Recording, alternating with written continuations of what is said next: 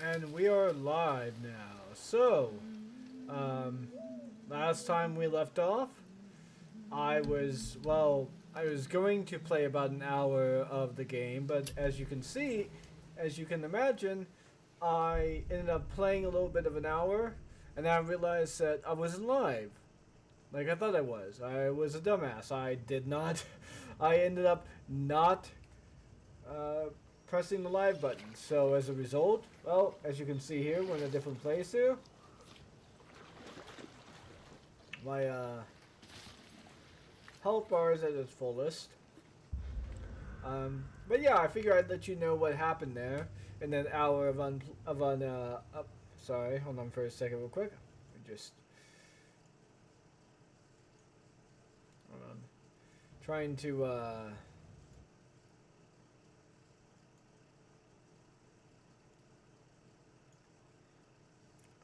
I'm trying to get rid of a particular thing on my screen here, but I guess I'd have to do it later. So yeah, I ended up retrieving the whetstone, turning it in, had a little bit of a nice little thing there. In fact, there was a little bit of a codex here. Let's see here real quick. Hold on, not lower, not beastie. Must have been that then.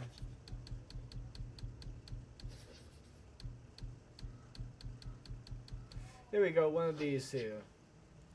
So, let's see here. Here we go. Son's regret. This is the one in particular that really struck me. It says, Dad, while you were off hunting and pillaging, now if you remember, this guy ended up killing his father, stabbing him in the back. We found him. He was killed off, apparently, and betrayed by his own people. As a result, but apparently we found that this is the reason why. He made an oath to the Nornir as a child because his father killed his granddad who basically raised him, taught him, cared for him, and all that stuff. But the Nornir, apparently, I guess, are gods or a form of deity. I don't know. Let's look that up. In fact, let's look up to see whether or not Nornir are a series of gods or deities. Because I basically said that these particular entities are worse than the Greek gods. So it's no wonder Kratos probably doesn't want to have anything to do with them. Let's see here. What are the Nornir?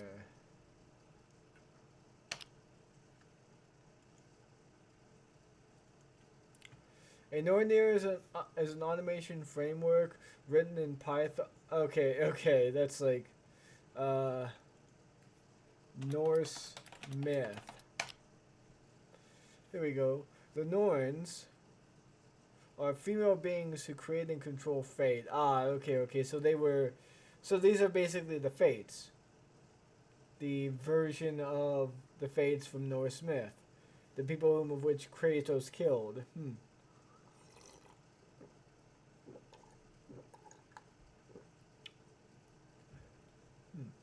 Well, I guess that makes sense. Anyways, yeah. So he made an oath to them, and they do not suffer broken oaths, and as a result, he had to kill his father. Otherwise, he probably would have incurred their wrath. Sucks, huh? Man, this world is all kinds of fucked up. Anyways, we're over here now. As you can see, we made our way through that little bit there, and we're just sort of exploring the areas in and around here. And getting some leveled up. So let's go and do a little bit of a continuation, shall we?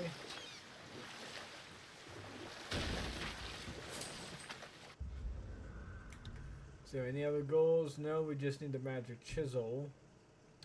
Oh, wait a second. Realm of Fog, Realm of Fire. Realm of Fog.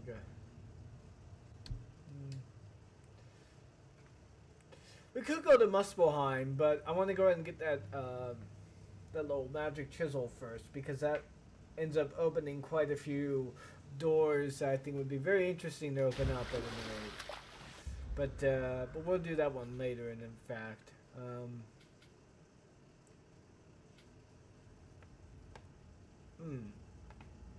And apologies for being a little bit late.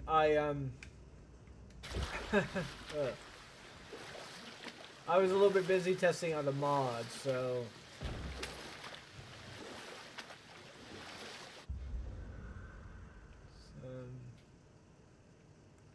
See, we already went back there.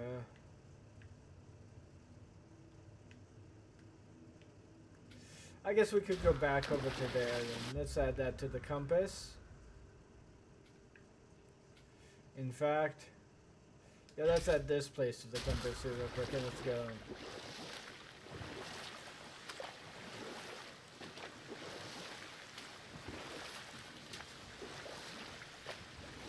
Oh yeah, increased my health too. Apparently it's at full now, so I don't have to worry about that. I just need to get better gear, upgrade some of my gear, you know, the usual. I honestly can't wait for Ragnarok to come out. My brother's gonna buy a PS4. He's gonna get Forbidden West. I'm gonna buy Ragnarok at some point, so... Or I might decide to go ahead and wait for it to come out on PC. In fact, when did this God of War come out on PC versus PS4? Let me double check that. Hold on. God of War release date. Alright. And it was like what? 1, 2, 3, 4. 4 years. So yeah, 4 years time. I guess in 4 years time, I suppose we will be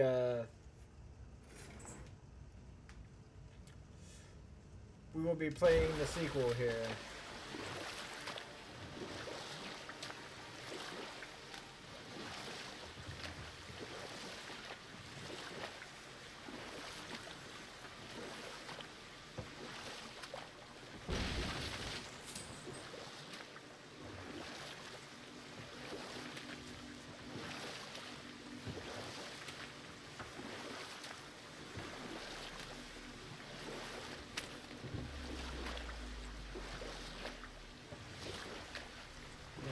Oh, by the way, I moved my, I ended up getting rid of one of the monitors that I have here. As you can see, I only have one, or rather two. And the reason why that is because the third one ended up conking out, no longer works. I might get it replaced at some point in time, but seems to be a lot more room for Kitty to be doing this thing here. As you can see, he's going to his little bed. Huh. Kitty enjoys his bed, doesn't he? Oh yeah, by the way, made it this far and you're still watching, please like, comment, subscribe. If you don't like the video, give me a thumbs down. If you like the video, give me a thumbs up. But if you thumbs down it, at the very least, give me some feedback so I can improve and make my gameplay a little bit more interesting here. I really do appreciate it. And, you know, I'll even add a little bit of an add-on here to my videos now, which will allow you to view how many dislikes a video gets. So yeah.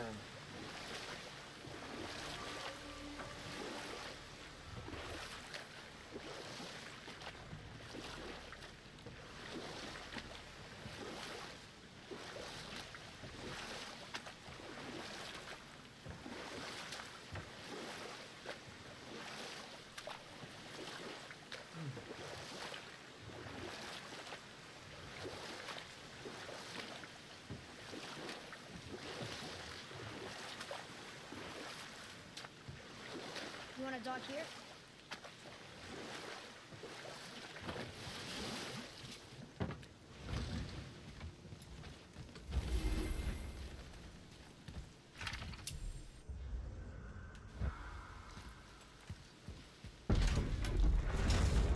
Hang on.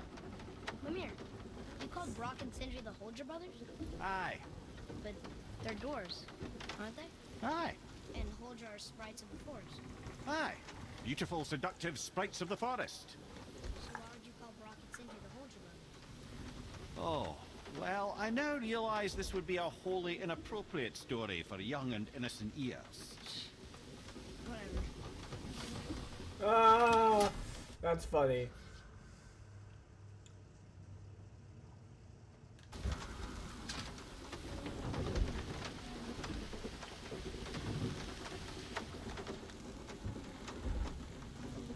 That is fucking hilarious. Good call on Mimir though.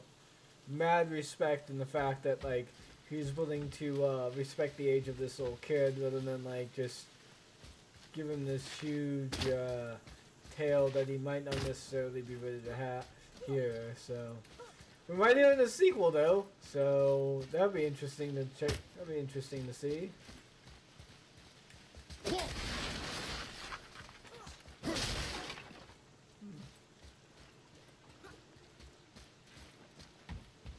Okay. Let's see if we can get over there and get that.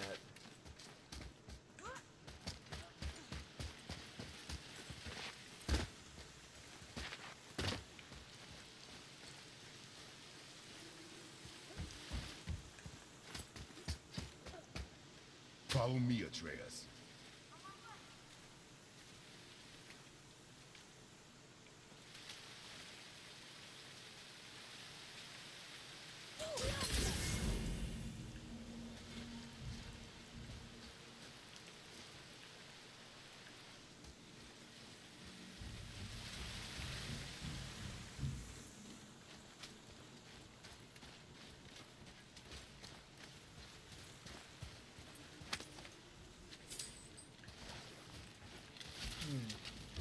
Yeah, I don't really have any topics to talk about today, so we're just going to be shooting the shit for the most part.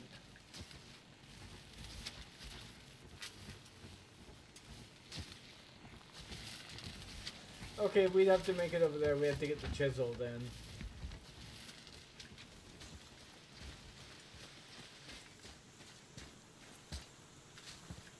A full chest.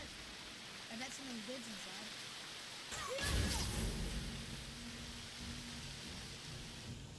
Ah, wouldn't you know it?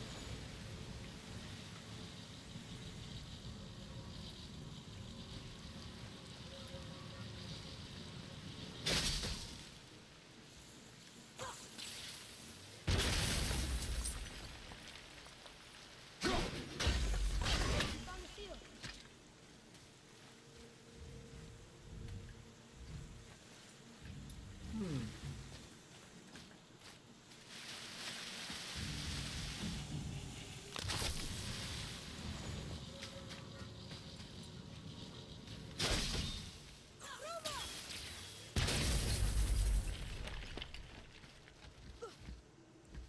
Nice.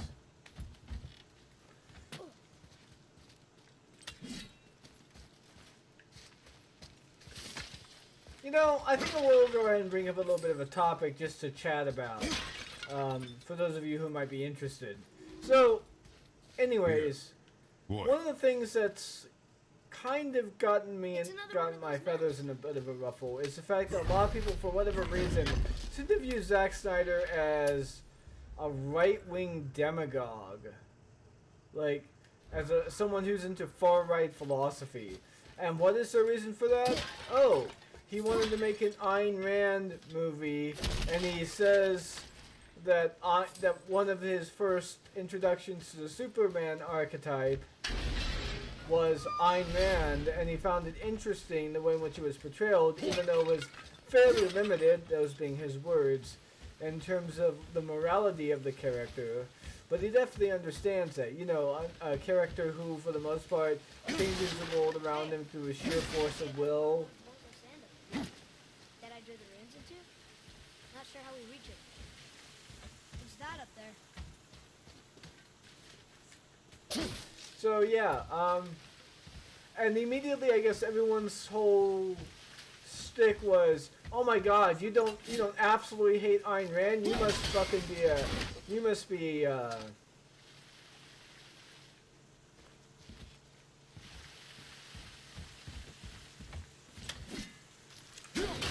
objectivist, which is really fucking dumb. Like, the thing about, like,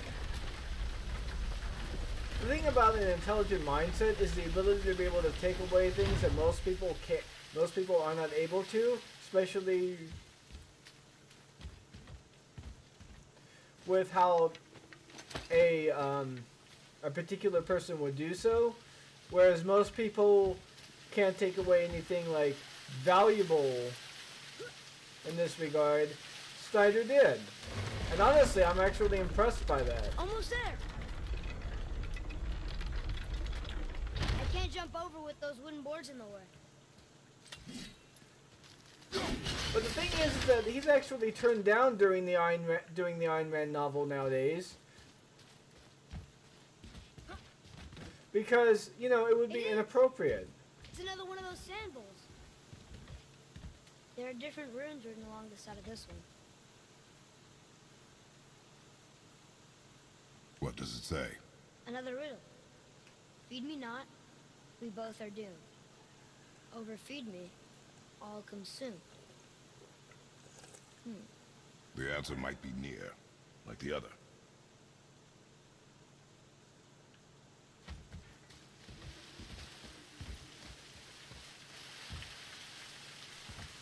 The answer's gotta be written around here somewhere, right?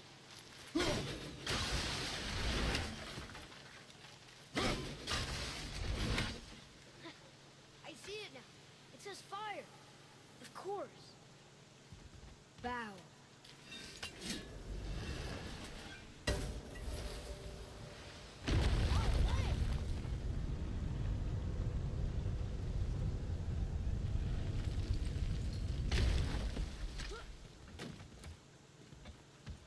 I also find it very interesting that the Dawn of the Dead remake that he ended up doing was a, not remake, the Dawn of the Dead movie he ended up doing was actually, like, anti-bigotry and very much interested in, like, you know, the Islamophobia of things and showcasing how fucking sinister and idiotic some of this shit is. Especially with this scene. In fact, let me go ahead and give a primary example of what it is I'm talking about. Hold on.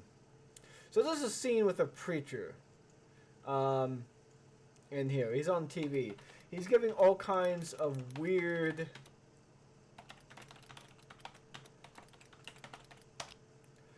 He's giving all kinds of weird prescriptions as to why it is that certain... God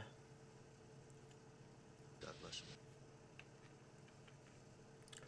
He's giving all kinds of prescriptions as to why it is that... They don't seem to. Sorry about that. He's giving all kinds of prescriptions as to why it is certain things are happening. Why it is that the zombie apocalypse is happening. And this is modeled after Jerry Falwell. Because, and the reason why this is because, like, quite literally, the guy is meant to be insane. And there's a series of scenes in which this guy is watching reports, and as they're reporting this stuff, the reporting becomes more and more unhinged from reality. Watch, I'll show you what I mean here. Hold on. They don't seem to have much, if any, reasoning power. And how does this spread? Guys are so full of shit. Been saying the same Everybody damn thing they all kill day. gets up. Tell me something I don't know, asshole! I've just been informed that we are going off the air Want to hear something that really and sucks? switching over to the emergency broadcasting system. You guys know that. Okay, so we're going to go ahead and skip this real quick. But basically, this guy has been watching television in a fashion in order to be able to get more information about the zombies, and they're constantly giving him the same exact information over and over and over again. And this is stuff that even he knows. So, and he already knows. But anyways, let's go ahead and watch the scene I'm talking about That here. sucks too. Hell is overflowing, and Satan is sending his dead to us. Okay. Why? Because you have sex out of wedlock. What? You kill unborn children. Abortion. You have men-on-man relations. Same-sex marriage. How do you think your God will judge you? Well, friends, now we know.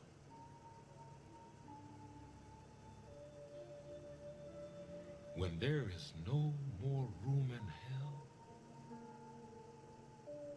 the dead will walk the earth. As you can see, it's clearly showing that he is deranged as all hell. And this individual, for the most part, is incredibly fucking idiotic. Like, what is exactly the point of such a thing? But yeah, if you go to Maggie Mayfish's videos on this, specifically with Zack Snyder, or when she engages in Dawn of the Dead, you know. Zack.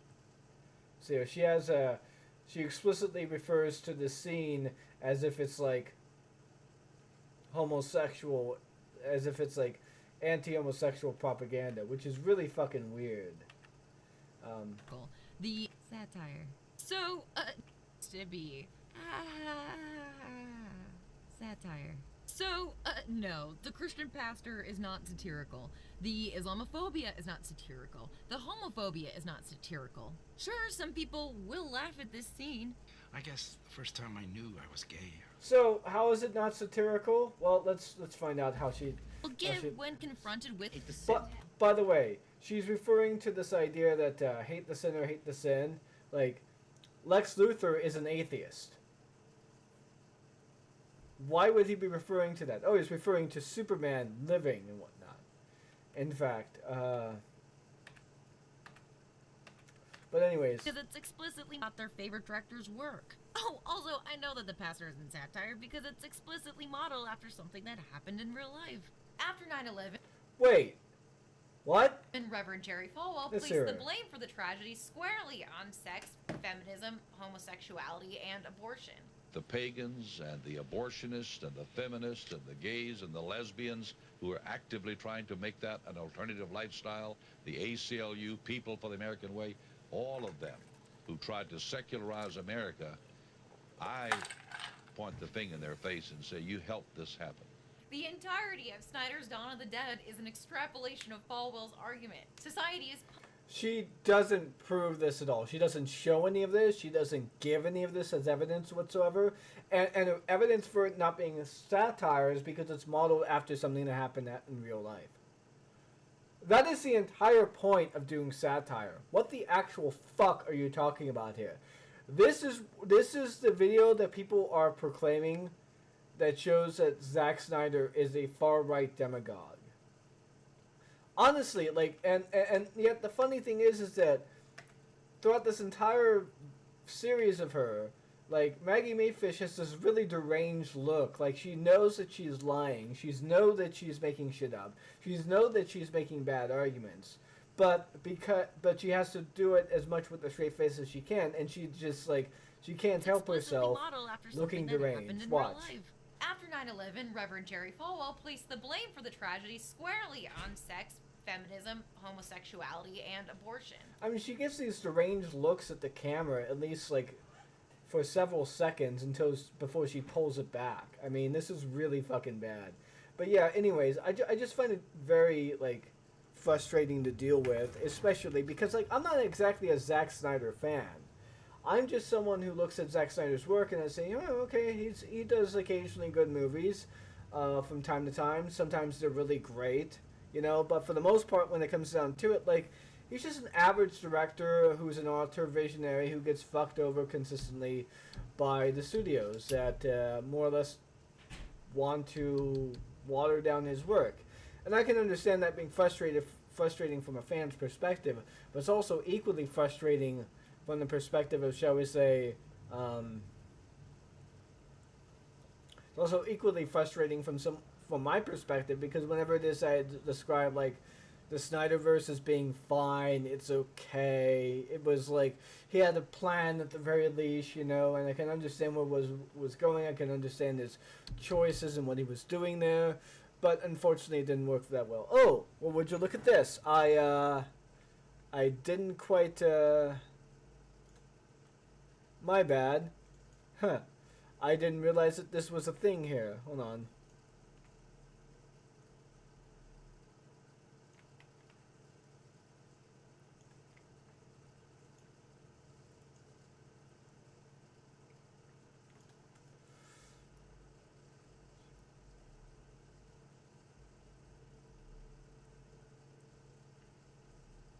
Reset. How do I reset this now?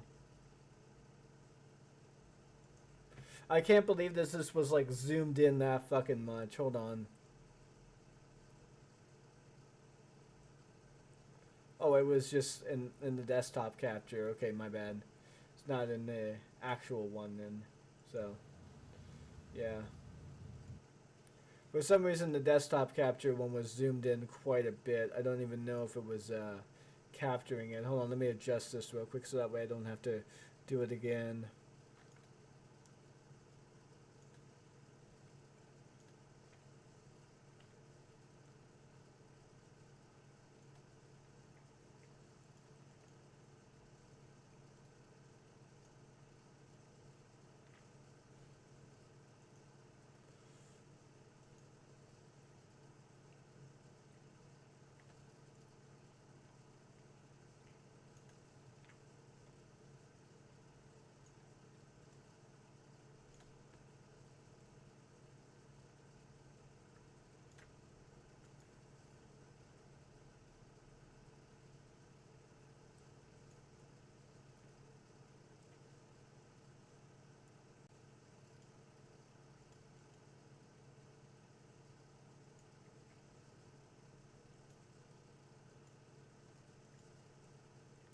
I'll reset the desktop capture later.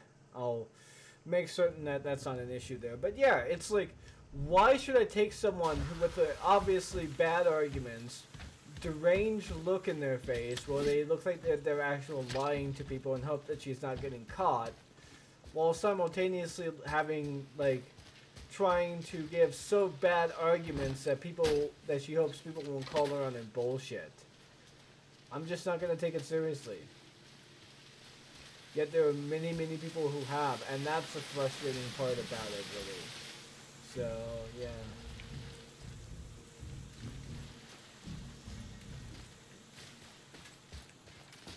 Oh, hold on. I forgot to put it back game capture for a second. I was messing around with it so much. And it's off center, so hold on, let me do this real quick.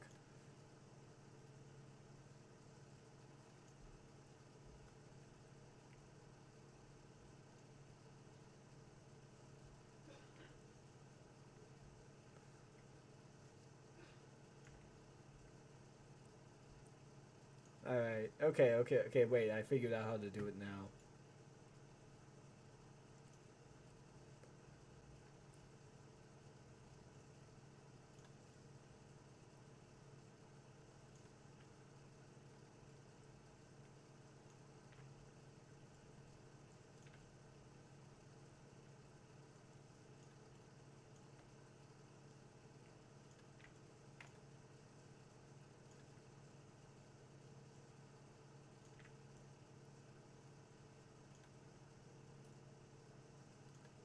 Okay, there we go. It's fixed.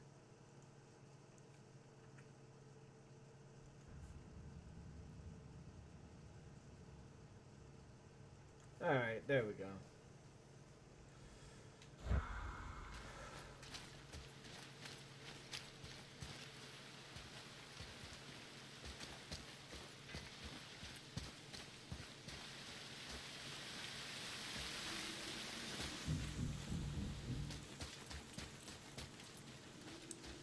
See what we can do with this here. Okay, I see what I need to do here. Isn't that heavy? Yes. Doesn't seem heavy. It's because anything that, you know, Kratos can get leverage on.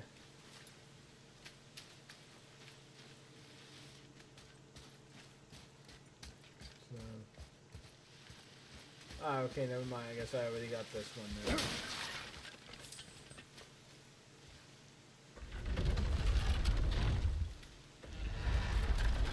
I thought this was something we have to drop down there in order to be able to get by, but nope.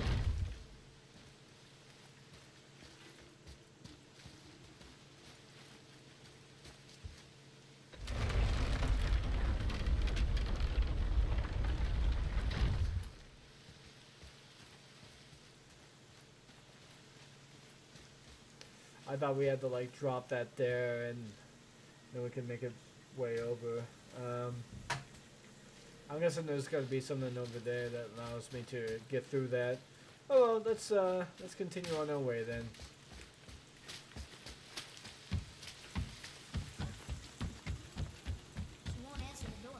Did not leave her in the best of moods, did you?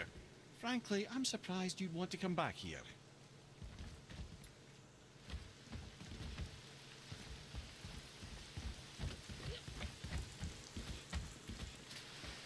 Apologies about the sound quality. It's not exactly as good as it should be.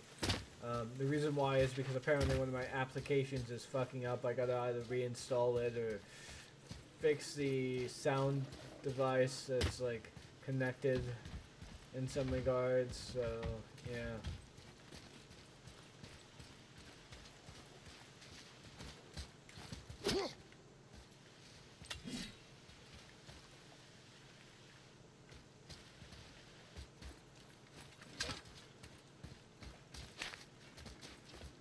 It seems like, anyways, getting back to Maggie Mayfish, it seems like there's a lot of people trying to encourage a sort of media illiterate take, in which they have takes on a particular director that make no motherfucking sense when you actually look at the discography. I mean, Who are those two men with Baldur? oh, Are they really the sons of Thor? Aye, Magni and Modi. Two bigger twits you won't likely find in the halls of Asgard. They'll do anything their uncle puts them up to. They are fools. Well, dangerous fools, to be sure. When they work together, they're formidable. But too often it's a petty competition. Terribly strong, even as children. I remember the time Hrungnir the Brawler fell upon Thor. Another time, Head. Aw. huh.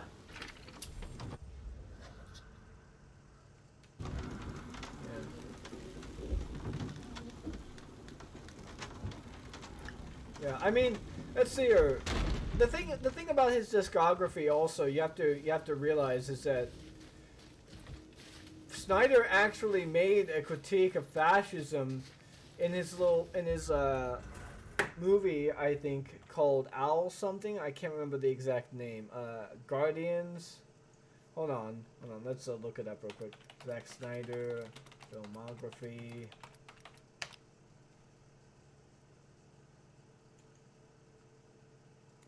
Legend of the Guardians, The Owls of Ga'Hoole. Now, this one is basically just a straight-up critique of fascism. It shows it shows at first the glorious past, the ideas, and all that stuff, and then finally you meet the hero, and you find out that quite a bit of the ideas that he has been playing with, you find out that they're not exactly as, shall we say, as robust as you might like. In fact, wait a second, this is, sorry, I just realized that this is actually on Netflix here, so I'm gonna go ahead and, add it to my little list. Oops, sorry. Remember? It was the Battle of the Ice Cloud. Sorry about that. So, yeah. Guardians of Justice, what the fuck is that? Sorry about that, just adding another little thing to my Netflix watch list. Anyways, point being is that I find it very hard for someone like Zack Snyder to create Legend of the Guardians, Owls of Ga'Hoole, when it's a straight up critique of fascism. It even showcases how it is that fascists are evil, and how it is sometimes the idea, the notion of some kind of glorious past, some idea of a strong man hero to lead people to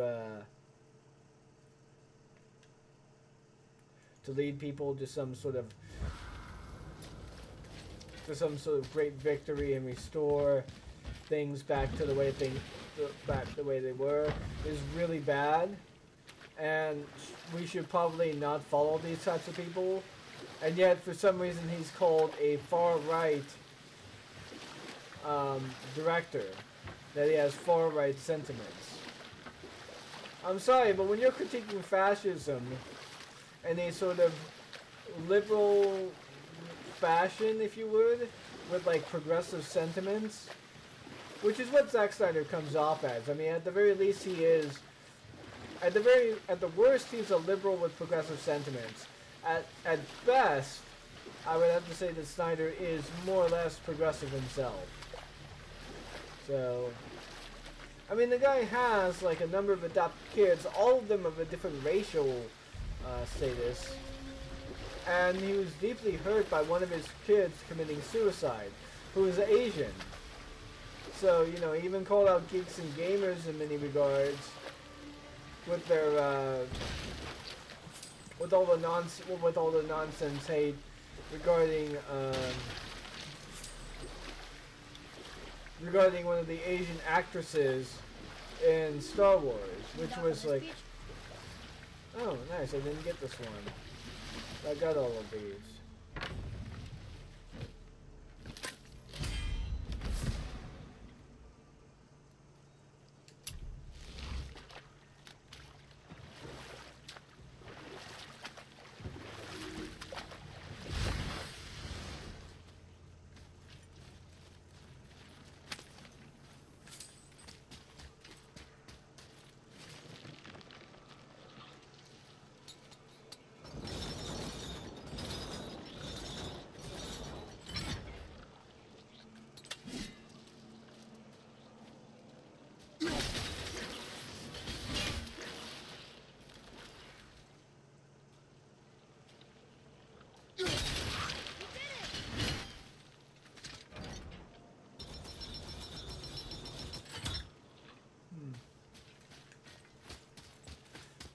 Okay, I guess I gotta come back for that and put that.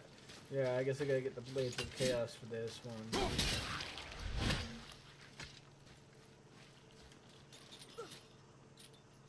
So yeah, that's really all I wanted to say, and I only said that primarily because, well, there were a number of people in the comment section arguing of a video saying that, oh, Zack Snyder is far right. Just because I said that the Snyderverse is fine, the way in which it is, you know, that there are people who didn't really bother giving it any amount of chance whatsoever. It should have. A whole bunch of bullshit, basically. I could show you the comment section, but I won't bother with it because it'll just be me complaining about it in the comment section on live stream, which I'm not really going to. I mean, I have better things I can do.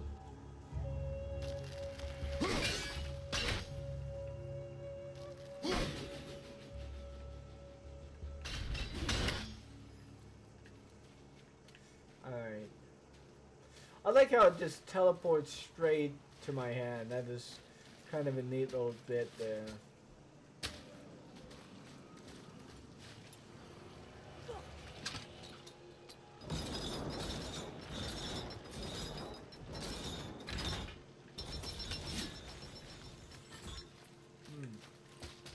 Okay. We'll be coming back here at some point.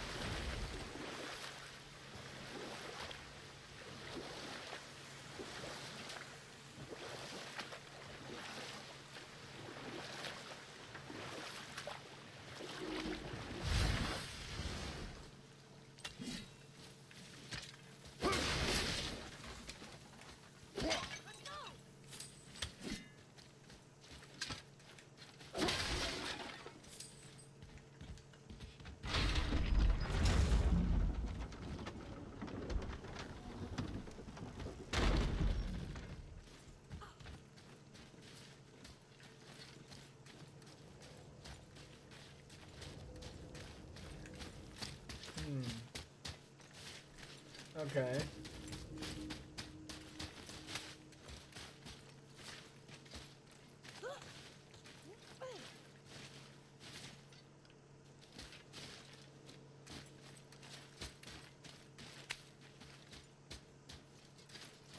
Come.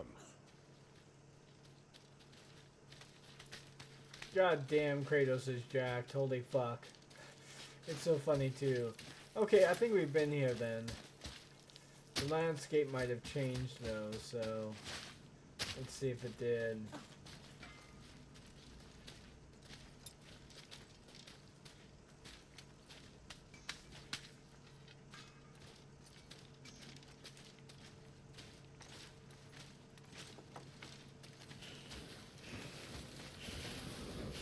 Now you're talking. Suit yourself.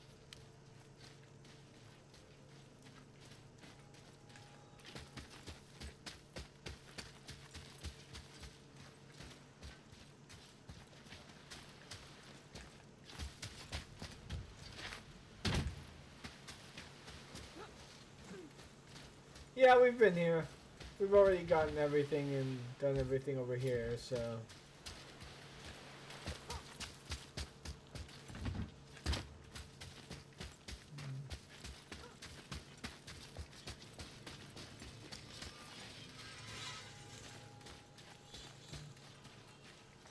Man, I wish my brother didn't eat all that chili dip. Now I'm getting a little bit hungry. Yeah. I thought that those noodles and shrimp for lunch would actually fill me up, but nah. Actually, no. I had those at around 4 o'clock. It's 8 o'clock now. So, yeah. About 4 hours. That makes sense. So, yeah. I might pause the stream just to cook some eggs, bacon, and some other stuff there, so... Because we're going to be doing a 3-hour stream this time, as opposed to, like, you know, the regular 2 hours that we normally do this with.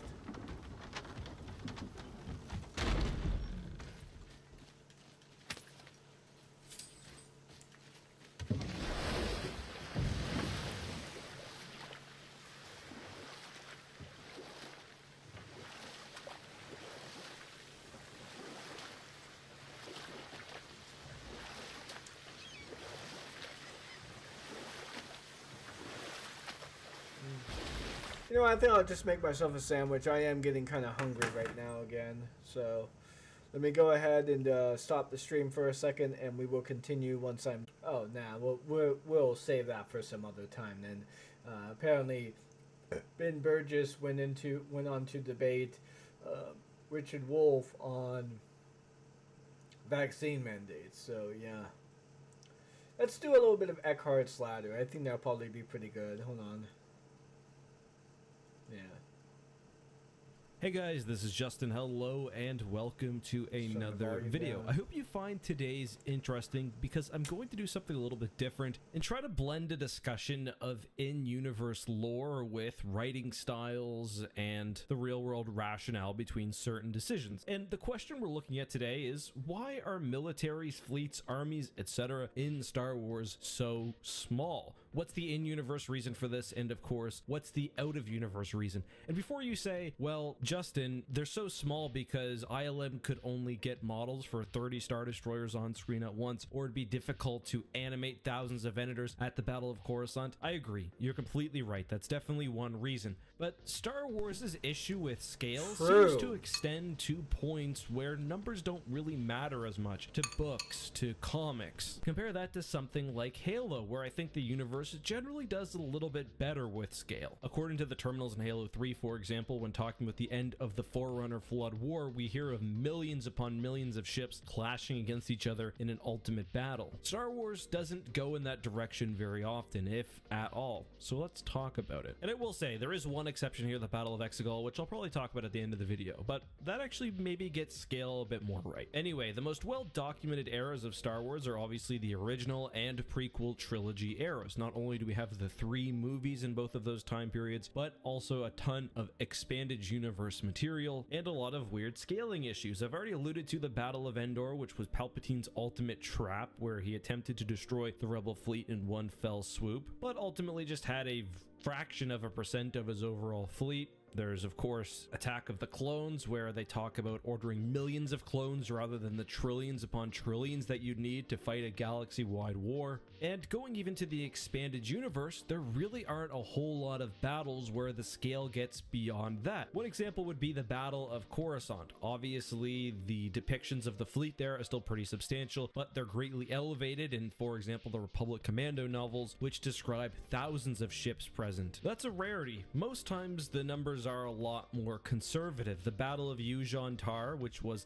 the ultimate battle of the Yuuzhan Vong War, seeing the entire galaxy come together against the Vong, had the fleets in hundreds. The final battle of the Thrawn campaign, the Battle of Bilbringi, had a similar number of ships to the Battle of Endor, and really a lot of what we get is, well, very large battles, but not seeing thousands of ships going head to head like we might expect. Let's talk about the in-universe reasons, and again, a lot of the information we have can be tied to the original or prequel trilogy. Let's talk about the OT first. As I've discussed in many videos, what we see on screen when it comes to the Rebel Alliance doesn't necessarily match all of what we get in the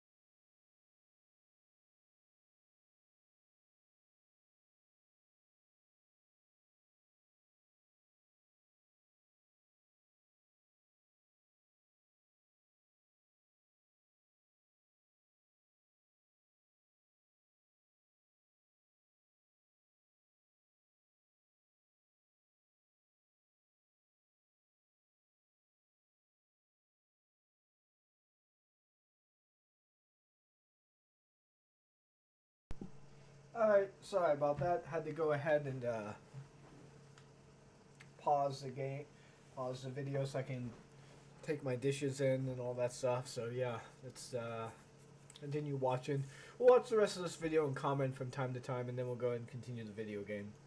expanded universe material. Books like, say, The Essential Guide to Warfare or various source books all paint the Rebel Alliance as, yes, having a main fleet, but also being a loose collection of cells from small to large size. This matches what we've seen in shows like Star Wars Rebels. We know that this loose collection allows the Alliance to serve across the galaxy without having a single big footprint, meaning that the Empire can never truly strike a killing blow, and that they can use guerrilla warfare to attack the Empire where cracks are shown in their defenses. And that's why Rebel hit run attacks using Y-Wings and whatever else were so effective. And it's really that which prevents battles from being any larger, at least in universe. Yes, the Rebel fleet that we see in the Battle of Endor is a substantial portion of their forces, but if you read The Essential Guide to Warfare, you'll know that the Rebel Alliance took great cares to ensure that other sectors of space that they held would still be protected. And that alone is actually a justification for a lot of the limiting sizes we see of these battles. It's very, very infrequent that a faction in Star Wars will dedicate all of their resources to one place, to one major battle. When that does happen, we do sometimes see massive amounts of capital ships, like with Palpatine's fleet in Dark Empire, but generally, although a major important battle is happening, that is still just a small look at the I'm actually just gonna go ahead and not play the rest of this, since there's really not much I can really add to this. I mean, the guy's pretty great by and large. There's really hardly anything I can really add that would be substantial that he's probably not going to add automatically. I would have said, like in the show Rebels, you know, but he already brought that up, so yeah. Apologies. Anyways, here's an Nehemiah shout out. He has obviously got a larger subscriber count, way larger than I have. It's almost 1 million, and I hope he keeps going well. So, yeah. Oh, let's talk a little bit about Halo, in fact. That is kind of something I want to talk about, but not too much in this one. I figure I'll go ahead and watch, like, the other two Halo videos that are, that have come out before I go ahead and do that. But I honestly couldn't get past the first fucking episode, due to the simple fact that, well, for whatever strange fucking reason, they decided to go ahead and do this whole trope of, oh, erasing the super soldier's memory, making it so that way he doesn't really know that, that he took him from his family.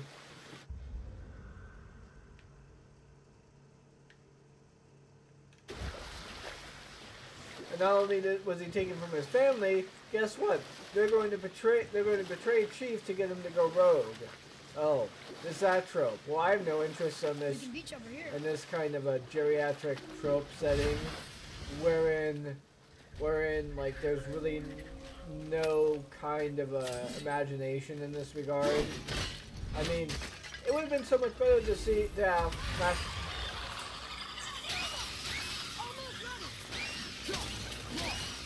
would have been so much more interesting to have Master Chief keep his memories. Have it so that way.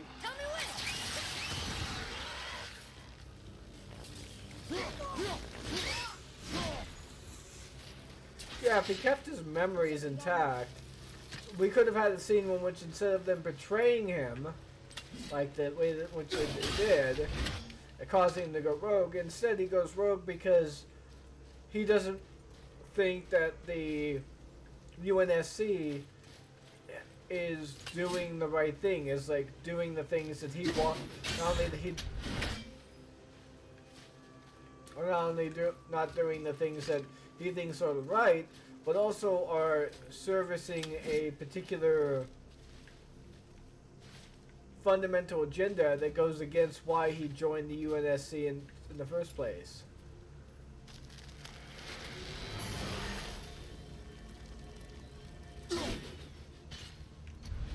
That would have been far more interesting. It would allow us to explore Chief's mentality on why he joined the UNSC.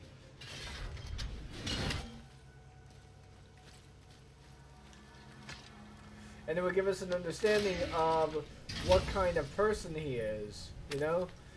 It could be that he wants to lead a coup. Another piece of the language cipher. Good.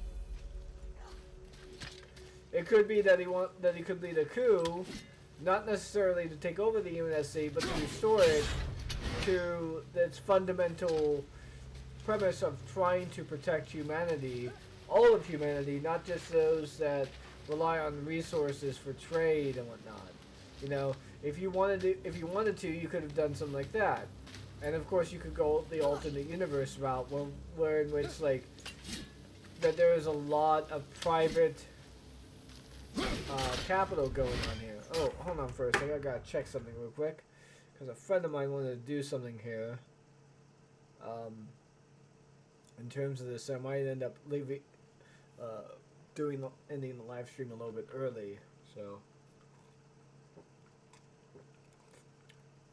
hold on. See ya.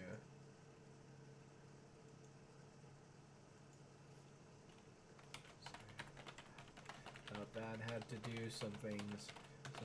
You still up for it? You still up for it? Yeah, I'm gonna be doing the live. I'm gonna be doing a bit of a recording with a friend of mine, going over DC Comics and whatnot. So let's see what he has to say here. It was about 2 hours ago. I had to do a bunch of stuff, so yeah. Alright, okay, he's going to be finishing the comic then. So, I guess we're ending the stream early. Sorry about that, guys. I was hoping we could get a little bit further here. Oh, he's downloading the Tenchi universe. Okay. The game or the comics?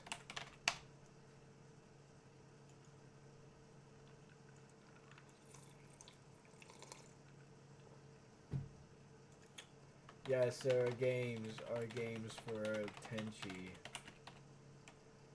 Oh. Oh, okay.